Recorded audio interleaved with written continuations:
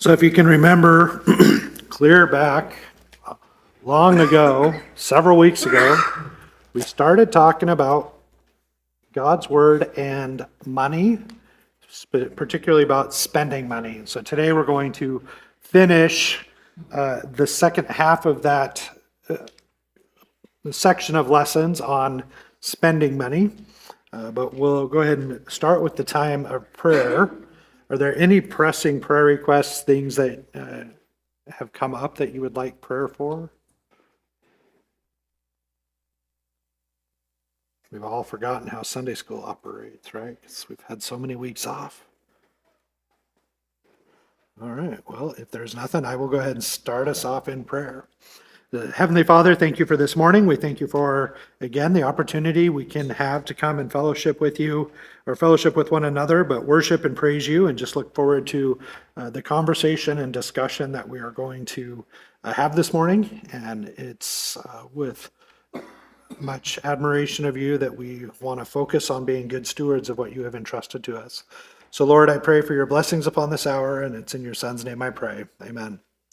So we're talking about spending money, something most of us enjoy doing. There's probably a couple people in here that are like, I hate spending money on anything. But talking about spending money, we started off with just some of the common misunderstandings about money. So let's see how far back how much you can remember, or just in general. What are some misunderstandings people have about money? It can't make you happy. Okay. Is money the root of all evil? No. What is the root of all evil? Okay, good. Make sure we got that understandable. Money is amoral, which means it is neither good nor bad. It's either how you use it or how you don't use it. That is leads to evil. Okay. What are some other misunderstandings about money? That if you believe in God, you're not supposed to have any. Right. That simply being a believer means you have to live in poverty. Even the aesthetics were dependent upon people to provide for them. The aesthetics were the people who felt it was okay to live up in caves and just study and worship God all the time and not have any possessions. But someone had to clothe them and someone had to feed them. So really, partly laziness there because they weren't providing for themselves. Okay? Right. If you believe in God, you're supposed to have lots of money. How many of us believe in God? All the hands go up. How many of us have lots of money? Only one or two hands stay up. No, all the hands go down. Lots of money is also a very subjective term. You may think you have a lot of money, but someone else probably has more. So, good. We also need to remember that God owns it all. Everything we have is God's. He owns 100% of it, which means we are simply called to steward it, manage, take care of what He has entrusted to us. He has entrusted different amounts to different people. What I have is not going to be the same as what someone else has. And so we have to keep that in mind. And that's very important because if we don't keep that in mind, it may lead us to become jealous of what someone else has, desire what someone else has, and we're going to talk about that a little bit this morning. So we want to keep all of that in perspective. Ultimately, our spending begins with giving. We want to give first, and this comes out of the Old Testament principle of giving of the first fruits, and giving the best and first to God. And we talked about how much should we give. The New Testament principle is every man must decide in his heart what he is going to give and give cheerfully. The tithe is a tenth. You can't tithe 5%. You can tithe 10% and 10% only. Everything else is giving. Okay? And so as Chris Cobb is it that says, a tenth is a good start. I think it was Randy Alcorn that said it's good training wheels. 10%, it's a good place to start. We should continuously be striving to figure out how can we give more, but do so willingly and do so cheerfully. So in order to So then from there, it leads us into our conversation this morning, and that is, how do we successfully begin to create a budget? Okay, so my disclaimer this morning is there's really only 2 or 3 Bible verses, passages I'm going to pull out, because this morning is very much a practical how to create a budget type lesson. Whether you are in your teens or in your 80s, you ought to consider this. It's not too late if you haven't started, and it's never too early to start. Okay, but what really is the biblical basis for creating a budget? And we're just going to take a quick look at Proverbs 21:5.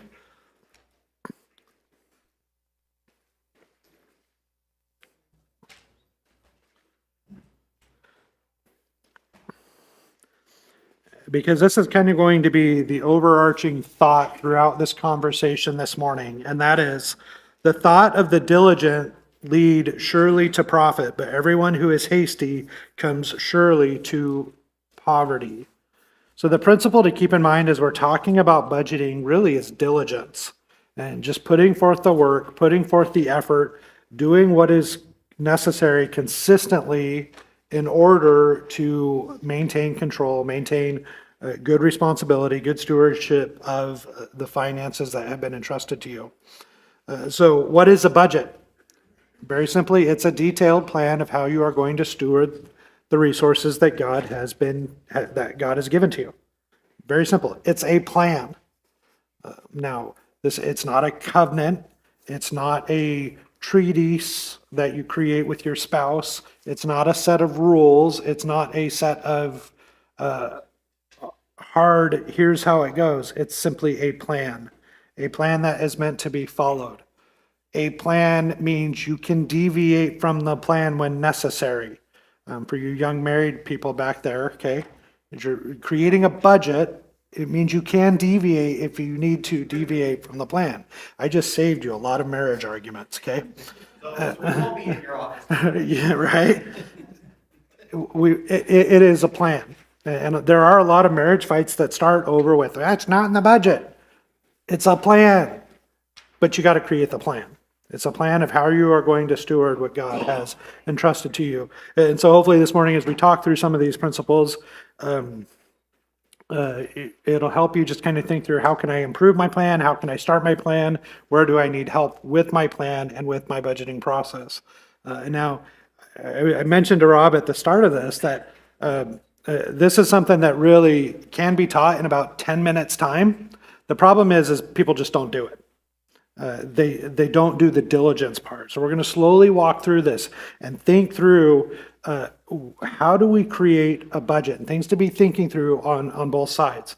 And in the words of Bob Newhart, there are going to be points in which I'm going to simply say, stop it. Okay. You can look up Bob Newhart, stop it. Okay. Sometimes there's things with our budgeting and our spending we just need to stop doing in order to be better stewards. Okay. God is sovereign, and our plans are only tentative, meaning we can create the best budget for May, and come May 3rd, that budget may just go up in the air because something happens. We have to understand that we are simply planning a tentative plan for how we are going to use finances. If you need a lesson on what it means for our plans to simply be tentative, talk with the Kensingers. Okay. They know all about tentative plans. Be praying for them. They have 2 days to figure out whether or not they're going to Israel, right? It's 21st? Right. We're all waiting 2 days. They'll get to know if they get to go to Israel. But yeah, plans are tentative. As much as they've tried and they've planned, things happen. And with our budgets, same kind of idea we need to keep in mind. Things will happen. Now, what we're trying to do with the budget is to actually plan for the things that we haven't quite planned for, and that's going to be part of our budget. But we have to understand that it is tentative.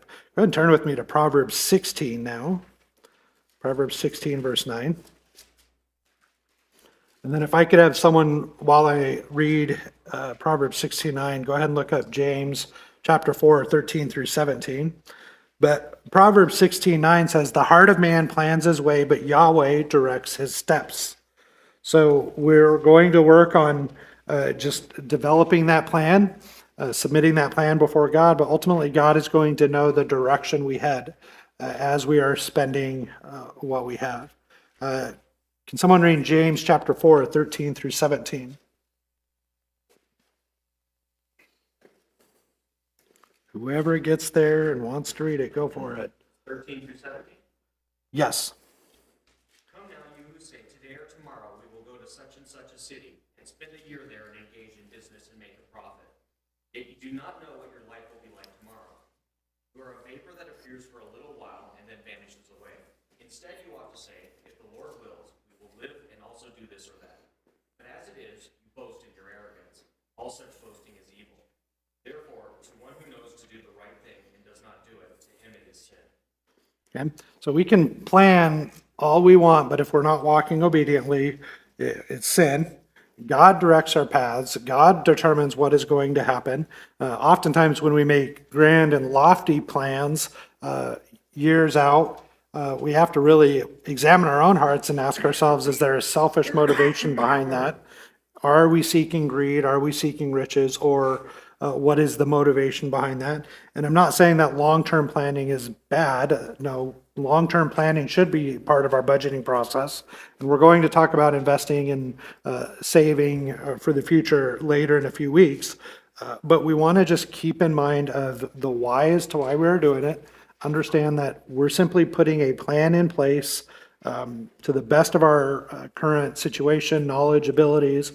God will direct the paths. God will walk us through it. At the end of it all, it's just wise to plan. Jesus even emphasizes it in Luke chapter 14. If you want to turn there, Luke chapter 14, verses 28 through 30.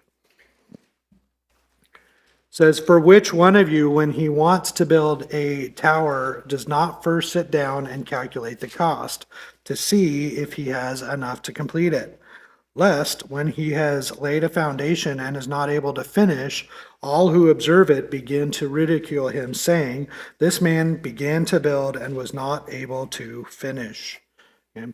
So there's wisdom in the plan. With the budgeting, we're laying that foundation of what we may do later with our finances, and we're simply telling our money where we are hoping and planning for it to go. As Dave Ramsey says, a budget is telling your money where it's going to go before you're wondering where it went. Okay, so that's the idea here, is we're creating this plan. Now, what are reasons people don't create a budget? Okay, a failure to budget, it's not diligence, it's simply laziness. Proverbs 21:5. Again, this is kind of where we started at. The thoughts of the diligent lead surely to profit, but everyone who is hasty comes surely to poverty. Hasty being the unplanned, the person who rushes into it, the person who doesn't have an idea of what they are going to do. That's a lazy person. So if you're not budgeting, you need to take a serious look at your stewardship of God's resources and ask yourself, am I being lazy with what God has entrusted to me? And hopefully begin to create that budget. So reasons that people have for budgeting. It's too much trouble. How many of us really, now if my daughter were here, her hand is going to shoot up when I ask this question. How many of us enjoy sitting down and making a budget? My daughter's one of them, okay? But I would venture to guess that only about half the people at most in here are going to say, yes, I really enjoy doing that. I know Nathaniel does, because he's our church financial secretary. No, Michael does, because he does our bookkeeping, right? You love budgeting, Michael, right? No, there's probably a few of us that enjoy doing it. I am one of those. I just love to just kind of look at the numbers and just seeing all of that. Typically, your more analytical people are the person who doesn't mind sitting and looking at numbers. Dave Ramsey calls this the nerd of the relationship. The other person is the free spirit. They're the ones that love to spend the money, not budget it. So you usually have one of either in the relationship, or the free spirit is the one who just wants nothing to do with it. They're like, you can do the budget. I don't even want to spend it. I just want nothing to do with it. And so you have different personality types in there. Or those who think it's overwhelming. How many of you have ever gotten overwhelmed just trying to put together a budget? This happens more so, I see, in younger relationships when there's not as much money to begin with. They're like, how am I supposed to survive off of this? Well, it's too overwhelming. I'm just not even going to bother. Like, no, you need to begin when you have nothing so that you're developing those skills and abilities so that as God increases your income, you know what to do with it and you know how to plan for more. Okay? Or another reason people don't budget is they grew up in a home where that just wasn't part of the daily functioning. It wasn't something their parents did, so they haven't been taught. They haven't seen it.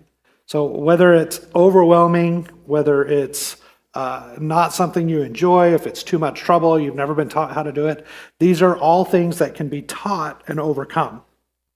It's just, are you going to put forth the effort to do it? Are you going to put in the work? Okay. Now, question C, I don't know what I was thinking when I typed this out, but it should read, what's the harm in not having a budget? I don't know what's the hard in having a budget. There's a lot of hard things in having a budget, but really it should read, what's the harm in not having a budget? Okay. Well, again, Proverbs 21:5, the hasty person, it could lead them to poverty. There's potential hardships that they're not prepared for. Mismanagement of what God has entrusted to you may very well mean that God is not going to entrust more to you. Think about this. If you're a poor steward of $5, would you expect God to entrust you more? Entrust you with more? Oh, yes, he should. He can trust me with more. Let me put it this way. If you give your child $5 and they foolishly spend that $5, are you going to then turn around and give that child $10 or $20? Okay? If you keep answering yes to these questions, Casey and I have a good set of notes on parenting from this past summer that we will get you, and we will sit down with you and talk to you about biblical principles of parenting.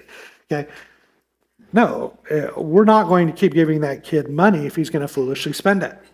Okay? And so that's the same with us. We can't hope and expect that God will bless us with more if we're going to foolishly spend with the little things.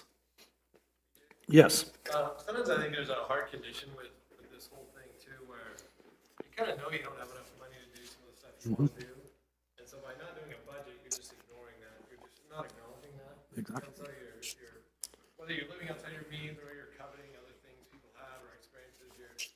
Hey, don't steal the end of my lesson. What's that? Don't steal the end of my lesson. Oh, yeah. I've got to get there. It's not just laziness. Like, Right, no. It's an avoidance of something else. Yeah, and yeah, we are getting there. We're going there. That's Where you're headed. that's where we're headed. It's good. It's good that you guys are kind of catching on this. We're going to talk because really what a budget is, it comes down to a heart issue. You thought you guys were going to get a lesson from a biblical counselor without talking about the heart? Nope, it's coming. Okay, so it can lead to potential hardship and poverty. If you're not planning and you're not stewarding accordingly, when tragedy strikes or hard things happen, you're not going to be ready for it. You simply won't. And then other harm is that it's going to lead either to further debt, it's going to lead to bankruptcy, it's going to lead to financial ruin ultimately because of poor planning. Yes, Robert. Yeah, sorry. I saw two hands, so I just said Robert, but I think he was raising it for you. Yeah, I got you. I once, years ago, saw a quote that said, "Little holes think big ships." Yes, little holes. That was kind of like, Little holes sink big ships. Yeah. Okay. You've got to really pay attention to even just the little things. Little things will become big problems when it comes to our finances and budgeting. Okay. So what steps can begin, or what steps can be taken to live by a budget? So here's where we're getting into some practical things. Now, I do want to say the money we've been following, debt, Money, Debt, and Finances by Jim Neuheiser. Great books. Highly recommend it. This is actually one area where I sort of mix up the order in which he teaches it. I've done a lot of financial coaching. Back in the day, I used to teach a lot of Financial Peace University. I've gone through Dave Ramsey's Financial Coach Master Training. I hold that certification. I've looked a lot at Crown Financial Ministries. And so this is one of those things I just enjoy teaching people on budgeting and finances. And so I really appreciate how Jim Neuheiser teaches it. I just sort of mix up the order a little bit based off of this experience on if you were in my counseling room, we're sitting around a table and I'm counseling you through this. This is the actual order I would work through. Principles are all the same with how Jim teaches it, just a little bit of a different order. Okay. First and foremost, we got to be starting with prayer. We need to humbly go before the Lord to ask God to give us the discipline to do it, to see to have the understanding and really the recognition that what He has given to us is His, expressing ownership to Him, ask Him to give us the ability and the discipline to steward it. So we're humbly giving the whole situation over to the Lord, asking for His help. It's easy to rush into doing a budget and completely leave God out of the conversation. We want to make sure we are starting everything with prayer here, because He will begin to reveal to you, even more so, those issues within the heart. And we're going to talk about more of them. As you're doing your budget, He's going to show you, hey, maybe this is an issue. What is the heart issue here? Okay. So as you begin working on developing a budget, especially if you're new at this whole process, give yourself 90 days to start with, because there's about a 3-month process to really begin to get the habits down. And so month number 1, what I would have you do is I wouldn't even have you worry about creating a budget or a plan. Month number 1 is I want you to simply just track every expense over the next 30 days that you spend on. Now, this doesn't mean you get to go spend willy-nilly and just go and spend whatever you want. Obviously, you're going to run out of money. You're not putting money on credit cards or making big purchases. This is just, we're going to stop all the excess spending. You're going to live for 30 days, pay your bills, pay your expenses, and just track all of the expenses. Now, this is where I deviate with Jim Neuheiser, because he'll go into creating the plan initially, and I've just found it's really helpful to simply say, before we focus on creating a plan, just track your expenses, 30 days. And the reason for that is because and the reason I teach it this way is because we can create a budget or a plan based off of how we think we are spending money, but not actually realize how we are spending money.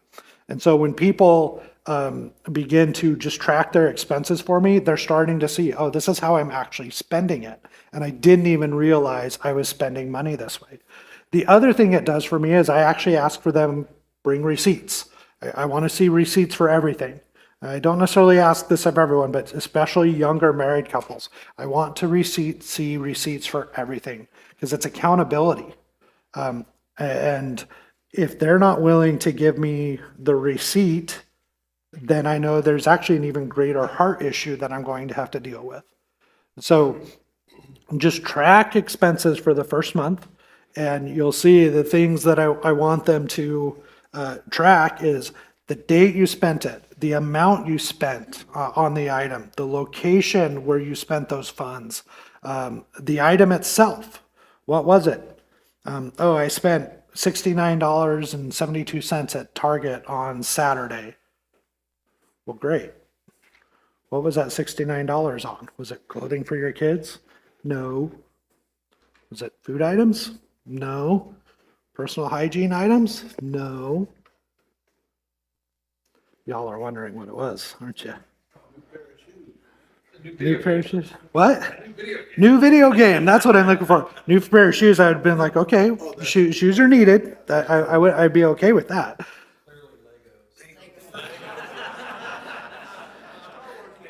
Star Wars Legos. Okay, you all got me. You knew where I was headed.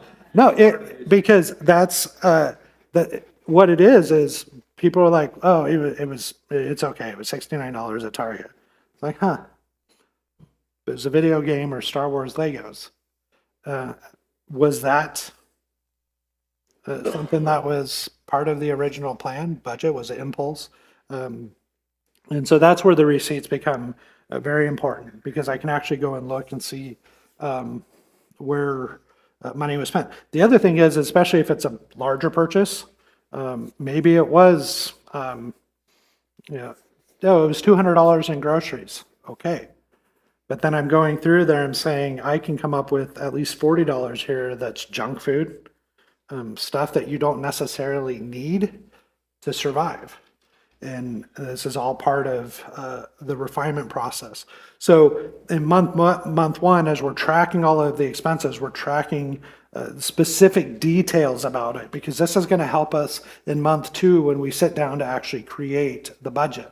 So when we create the budget or the plan, and if you don't like the dreaded B word of budget, just think of it as a monthly spending plan. As we're creating this, now we're categorizing things and saying, okay, here is how much we spent in this amount. Here's how much we spent in this category, how much we spent in this category, how much we spent in this category. You're using real numbers to create the first budget. Now, probably what's going to happen is when you've created that first budget, you're going to see that the expenses exceeded the income. Okay, well, that's going to be part of what we're doing in month two, is saying, how then are we going to trim out the various areas to get it to where the income exceeds the expenses? And then the last step of it is we're going to account and allocate every dollar. So when we have that extra income, it's where is that income going to go as far as savings or future planning, so that we are better prepared down the road. So month two is when we are using the tracking from the previous month, where we've categorized it and we've created this budget. Now, what are some categories that we want to make sure we have? First and foremost, the first category we want is giving. We're giving to the Lord first. That should be what we are focused on first thing. We're giving God the first fruits. Okay? And then the four walls, as Dave Ramsey calls them. It's making sure we're feeding ourselves. That is very important. You want to know what one of the first things I see people try and cut out of their budget when they're strapped for cash? It's food. That's like the first place people are like, well, I'm going to lower my grocery budget to $100 a month. Yeah. Yeah. Good luck with that. Especially if you have a family and kids in the house. If I could keep my son from eating for under $100 a day, I would be happy. Okay, but I don't know why that is. That's the first place, okay, that people tend to cut out. But food, housing, making sure we're taking care of shelter, and this includes utilities.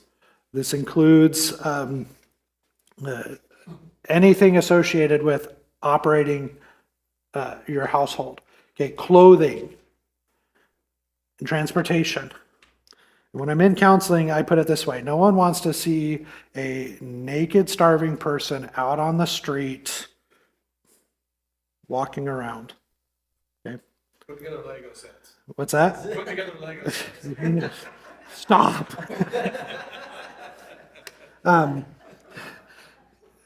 Okay. Priorities. All right. But see, here's the thing: is these four walls tend to be some of the first areas that people try to start cutting out of their budget. And we're going to say, no, we need to focus on those criticals, those fundamentals. That's our starting point. Okay. And some of those four walls are also commitments we've made, whether it's Right. a house payment or a car payment. We've already made that commitment. Yeah. So we can't not pay. Exactly. And so we got to make sure we're covering the fundamentals and the foundations with that. Okay, making sure that we are setting aside money for medical and dental bills. This would include insurance payments. If we have to pay for insurance out of our own pockets versus such and that. If we know we have to pay for insurance, but we know we have co-pays, we want to set aside money and funds for that. With that, if you're not aware of it in Idaho, just the health savings accounts or a medical spending account that you can get at a bank or credit union has some good tax advantages. And so this is how we have planned for our medical expenses is each month part of our paycheck goes into a specific account that has certain tax benefits. And then we know that we've always got a pool of funds available specifically for medical expenses. That's just, it's the safeguard. Now, one of the ways that this really helps is that when Amanda takes Samara to physical therapy tomorrow morning, she doesn't have to ask me, is the physical therapy copay in the budget? No, it's just, you know which card to use, it's there. And I'm staying on top of making sure the funds are there. So there are advantages to things, certain accounts for medical and dental. Home and auto repairs. How many have things that break down in the car, around the house? You got to plan for those repairs. If you're not going to do them yourself, are you setting extra money aside to be able to hire someone to do it? Major future purchases. This is just savings. You know you're probably going to have to buy another refrigerator at some point down the road. Are you planning for that? This is part of, as we are saving money, what we would call an emergency fund. Someone once said they don't call it an emergency, they call it an opportunity fund, because it's an opportunity for you to use what God has entrusted to you to cover a need that has come up. Just a more positive way to look at that. Okay, but what are you doing to plan for those future expenses? Having a miscellaneous category or a blow fund, which means you just have a certain part of your budget that isn't going to necessarily have a specific name to it, but it's for the unexpected. Last minute, your kid gets invited to a birthday party and it's like, oh, I need to buy a birthday gift. Well, you have that little category available and ready to be able to use. And one thing I'll note with the miscellaneous category, the reason it's actually important to pay attention to what you spend in that category, because if in month 2 you spend $20 in unexpected gifts in the miscellaneous category, and you do that again in month 3, and you do that again in month 4, what do you think I'm going to tell you to do by month 5? No. Budget for it. It's no longer miscellaneous. You've seen it happen consistently, so just create a budget item. Means your miscellaneous category may have to drop a little bit, and you create a kid's birthday gift category that's $20-30 a month, but at least that way you're planning for it. Okay? Just homeschool your kids so they have friends. Right. Yeah, I wish that were the case. So no, I want them to have friends. It's the whole party thing. No, that still happens.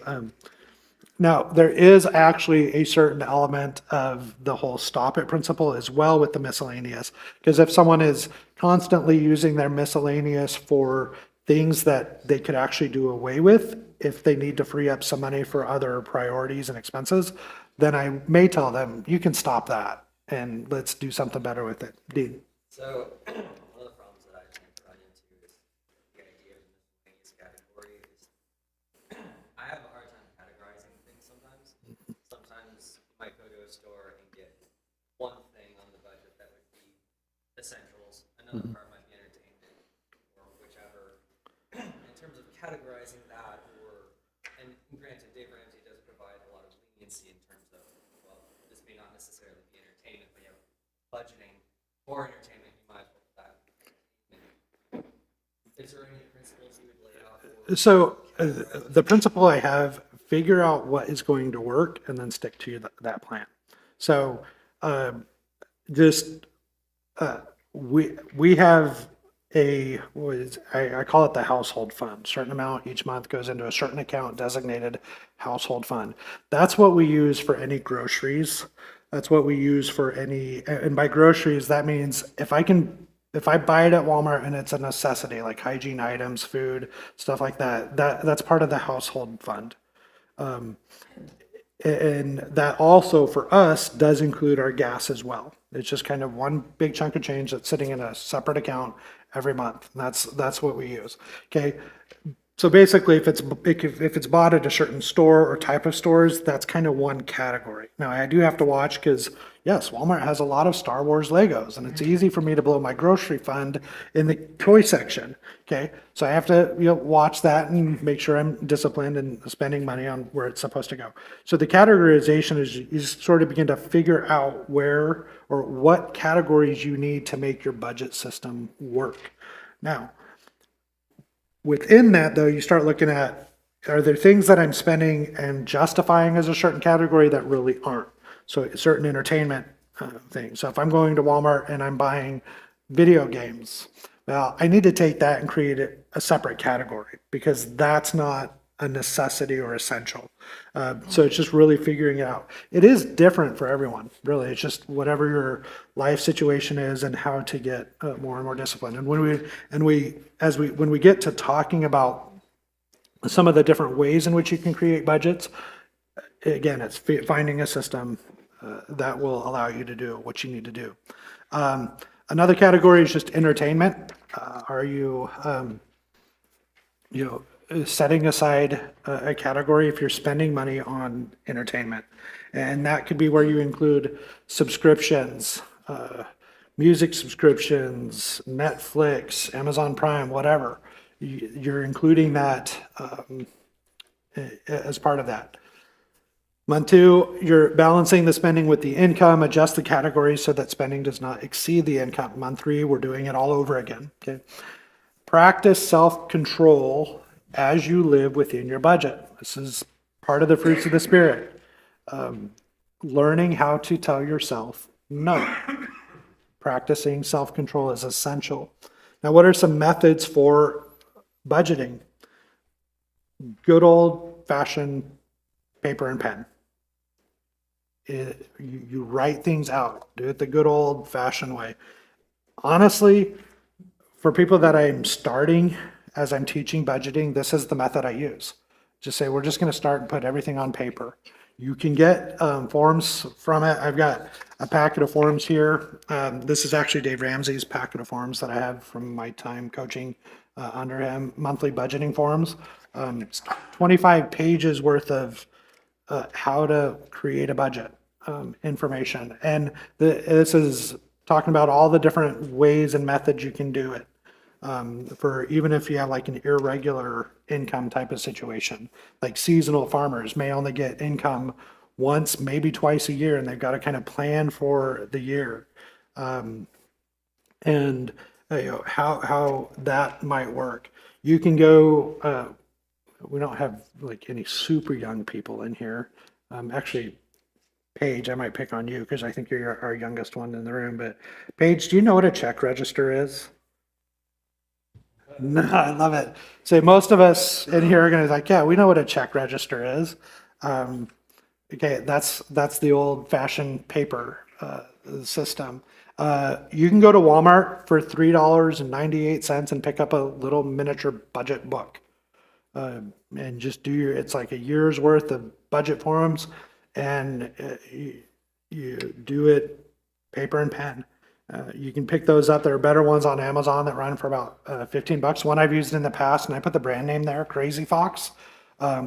What's really cool about the Crazy Fox budget books, if you like stickers, they give you stickers. Guys, it is more feminine, but I'll just tell you. The system that Crazy Fox has developed in their paper planner is actually really effective. But what makes it effective is if you're diligent and you stick to it and you're doing the work. So good old fashioned paper. The envelope system, where for $5 you can get a box of 100 envelopes, and at the start of each month, you label how much each category gets, and you're putting cash in that envelope and simply using the envelope system, yeah, she got a whole bunch of them at the, Anybody needs Yeah, envelopes, come- come. right? Yeah, at the pound auction, she got like 5,000 of them. So if you need envelopes, there's your source. But yeah, the good old, the envelope system. Now, this is a cash-based system, which is getting increasingly more and more difficult to use cash in places. But when the money in the envelope runs out, you're done with that category for the month. Or you have to not borrow, but take money from a different envelope and put in there. Go ahead, Dean first and then Casey. I was gonna say, it seems like maybe a good option, maybe doing a bit of a hybrid, like a little bit of every dollar. A little bit. Yeah, and we'll talk about hybrid systems here as we get more some of these. Yeah. I was gonna say, for the little stuff that is luxury, I'm on an allowance. And it's very helpful to me. Once I don't have cash in my wallet, I don't buy a coffee or don't buy a snack. Yeah. Like, on the little stuff that is non-essential, I found it to be pretty useful. Yeah, and this is kind of the idea of a miscellaneous blow fund is you just at the start of a month, you start off with $50 in your wallet. When that runs out, you're done. And you have to wait until the next month to get that next little bit of miscellaneous fund. Okay, the envelope system, using things like an Excel spreadsheet. This is actually the method I prefer to use. And the reason is because I'm a nerd, I can create the codes or I can create the equations to kind of track and do a lot of different things for me. So an Excel spreadsheet can be useful. Budgeting apps and software, Intuit, QuickBooks, Quicken. Quicken is more for business related, but there are budgeting apps out there. Every Dollar is the one that Dave Ramsey's company uses. Mint Mobile has one. A lot of banks have them now. They're building into them. So budgeting apps where you create it, your budget online and you're tracking it online. And as you spend something with the debit card and you just jump on your phone and put that transaction in there. Some of those apps will actually just feed directly from your bank so that if you spend the money, the bank tells the app and the app just puts it into the category as you build the system. And then with that, it's, as Dean mentioned, hybrid systems. There are some things that we track on paper and then some things where an app may be useful for it. So again, there is no right or wrong system.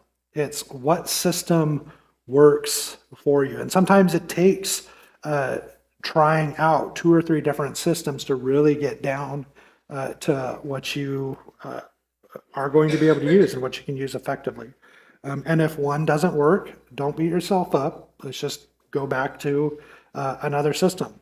I'm working with a couple now where I tend to, when I'm teaching, I tend to start with tracking expenses, paper and pencil and stuff, and let's start with our budget there. The next step was, let's see if we can get you into the 21st century and go digital with some of this tracking. But if that doesn't work, then it's easy for me to say, that's not a good option for you guys. We're just going to stick with paper and pen because it seems to be what works. Now let's find the system that works there. And so with the couple I'm working with now, I think we've tried 1, 2, 3, I think we tried 4 different methods as far as just how to think through it. And the one we ultimately decided and landed on was just, we're gonna go paper and pen. Ultimately, I think they found a budgeting book on Amazon that worked for them, and that's what we're working through right now. At the end of the day, you find a system that works that you can follow and stick with it.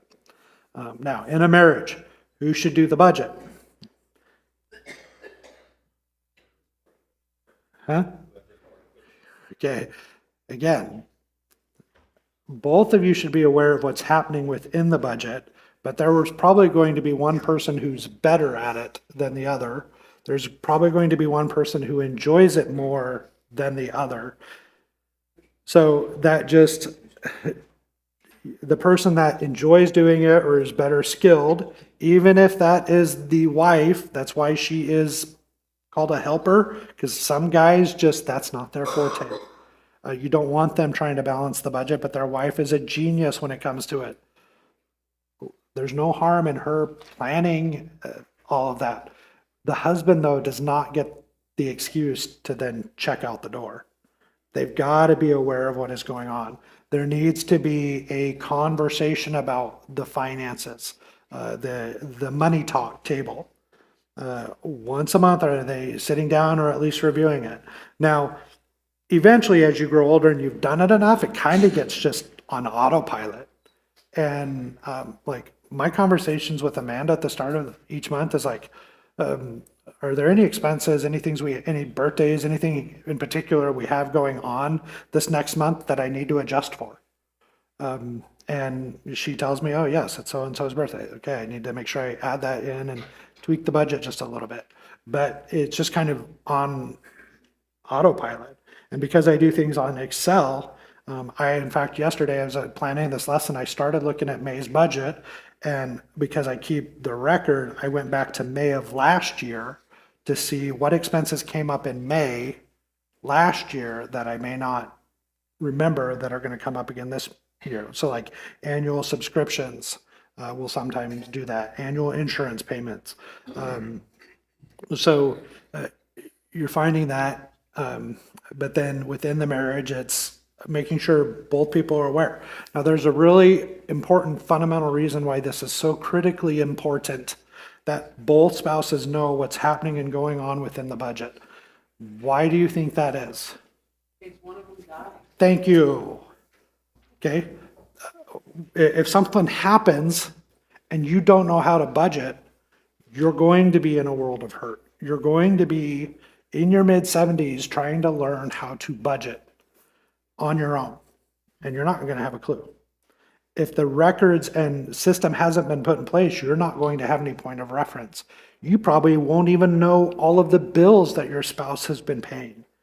And so it's very important that both people know and have an idea and sense of what is going on. Okay?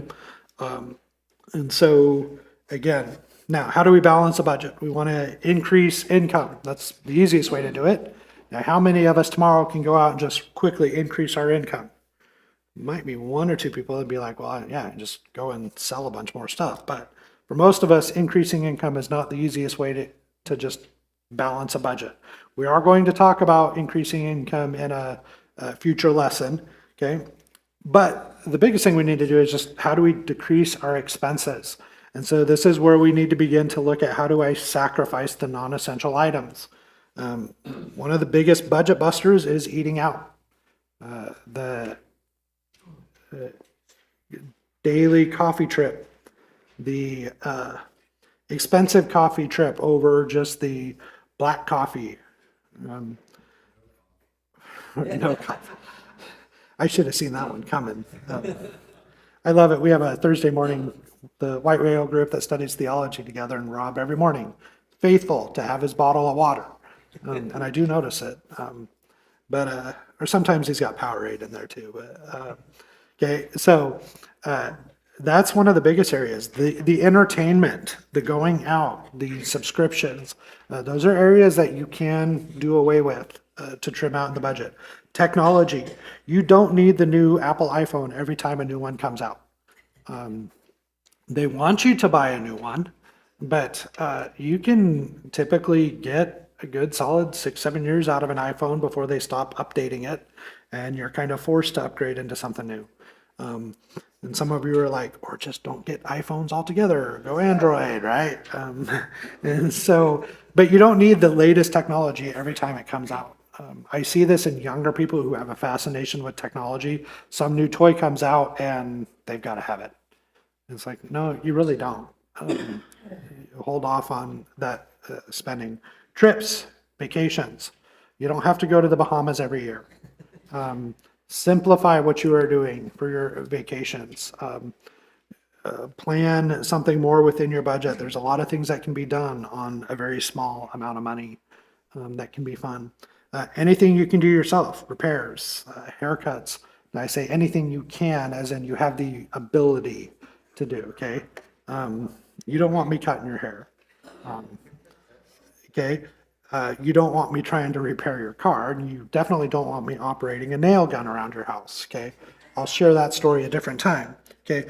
But if there is something that you can do yourself, or if you know someone that has skills and ability and time, it can save you some money in that. Yes. Yes. Good. I'm glad you brought that up. I had forgotten about that. We have a group specifically for this in the Church Center app, the helps team. If you need help with something, don't be afraid to put it out there saying, hey, I need help with a certain thing. Or watch that group, because there's a lot of times when the church needs help with something, it's going to pop up there. Okay. We have actually one of our missionaries Scott Menez is going to be moving here towards the end of the month, and he needs help. Now, he could pay a bunch of money, hire a moving company to go and empty out his storage shed, or he's getting a truck. He's asked for a few guys from our church to come help unload the unit because it's close to our church, and then he has a team back in Jordan Valley in A-Rock ready to help him unload there. Okay, so that's going to save quite a bit of money. Look for those opportunities. And don't be afraid to ask. People want to help. As a body of believers, we're called to help each other in those areas. So don't be afraid to ask. Eliminate debt. That's one way to free up some income, is eliminate the debt you have. Make drastic changes if necessary. Budgeting problems ultimately have a spiritual basis. And this is where we get down to, why am I in a budget crisis? Now, sometimes it may just be an income situation. You lose your job and all of a sudden you're trying to figure out how to make ends meet. Those things happen. But for the most part, our budgeting issues are going to come down to a spiritual issue. Greed, materialism, covetousness. We want more stuff. Stuff, more. You guys remember VeggieTales? We just want more stuff. We can never get enough of our stuff. Envy. This is not necessarily just wanting more, it's wanting what others have. So we look at what someone else has and they're like, wow, if I only had a green tractor instead of a red tractor, because that's what Shane Ketterling drives, I would be so much better off in life. Okay. Trust me, that boy doesn't. Right. Okay, but wanting what others have, we get this. Someone comes up, they've just been able to purchase a vehicle, and we're like, oh, I wish I had that. Meanwhile, I've got duct tape on my floorboard. That's envy. That's what wanting what others have. Indulgences, we simply want too much. We go out and just overspend when we don't have the finances, and it causes us to be in that budget shortfall. Man-pleasing, wanting to please others, fear of man. This is a big one, because there's a lot of times we have a sense of obligation when our friends are going out and they've invited us. Well, we don't want to make them unhappy, so we're going to go. We're going to spend money doing something we don't have the money for. That's fear of man. We're trying to please them. And really what we ought to be doing is just saying, I don't have the finances to be able to do that right now, so you guys go, have a good time. Please don't stop asking me, and I'll try and save up my money to be able to go the next time around. Laziness, we're simply not planning.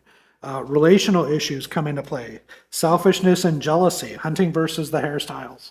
This is where, I know I got a strange look back there. Hunting versus hairstyles. This is where the husband has a hobby. Say it's hunting. So he goes out every September and October, and he's spending all of this money on hunting, because that's what he does. That's his hobby. Now the wife is sitting back home with 2-3 kids, seeing her husband out playing in the woods, hunting, spending all this money. So she turns around and says, I deserve a new haircut. But then that haircut turns into everything else. Okay. It's jealousy and envy over what her husband's irresponsibly doing, and it becomes this battle. It's this relational thing that's happening. Okay, and so that's why I call it hunting versus hairstyles. It could be the other way around. It could be the guy fascinated with his hair and the wife out hunting. Okay, the point is the competition that happens between spouses because we're jealous of each other and what other people are doing. And that is actually a relational marital issue that needs even further exploration. The primary wage earner becomes the dictator. It's my money. You see this in single income households where the husband is the one bringing in all the income, and he says, well, tells his wife, you don't get to do anything with it. It's my money. I'm the one bringing it in. The reverse can be damaging when the wife or the spouse who's not bringing in the income feels like they can't. They need to understand that in the marriage, they both have equal say in how the funds are spent responsibly before the Lord. And so making sure men, or if you're a woman and you're the single income earner, that your spouse knows that they are equally important in how deciding how money ought to be spent. In relationships, failure to stick to a budget undermines trust.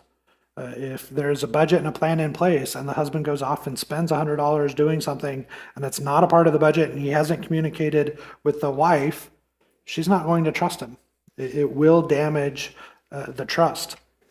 So making sure that you're communicating and keeping that trust there. Unresolved conflicts spill over into the budget. If you're not talking about other issues, you're probably not going to be talking about the budget, which means you're going to be spending money elsewhere.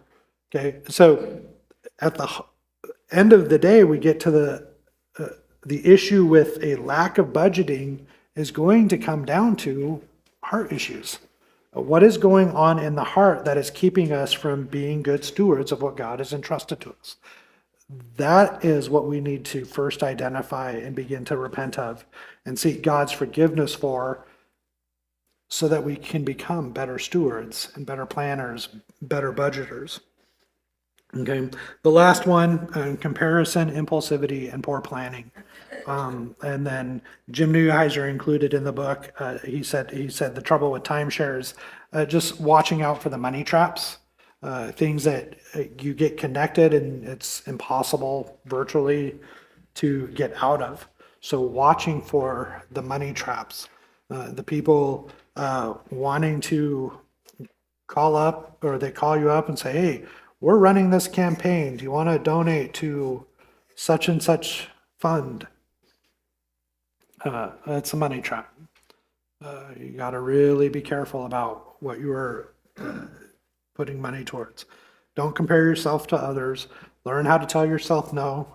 There's a reason candy bars and magazines are at the checkout aisles, and there's a reason they are small dollar amounts, because you don't think about it. It's just like, oh, I want that other package of gummy bears. Sure. It's me. Okay. So there's a reason that is in place there. It's to tap on your impulses. Okay. Next week, we're going to start talking about the subject of debt and how that hinders our ability to be good stewards of God's money. And so I believe Rob is back on next week. And so we'll look forward to that. So let me close in prayer and we'll get ready for our worship service. Heavenly Father, thank you for this morning. Lord, thank you for thinking, the ability to think through these principles of just being diligent on how we are budgeting and spending our funds and finances, Lord, but ultimately recognizing that it is your money, and we are simply stewarding what you have entrusted to us. Lord, I pray that we will all in here just be challenged to think through how we can improve in that area of our life and be able to enjoy what you have entrusted to us even more so for your glory, Lord. We give you all the praise. We thank you for the service to come, and it's in your Son's name I pray. Amen.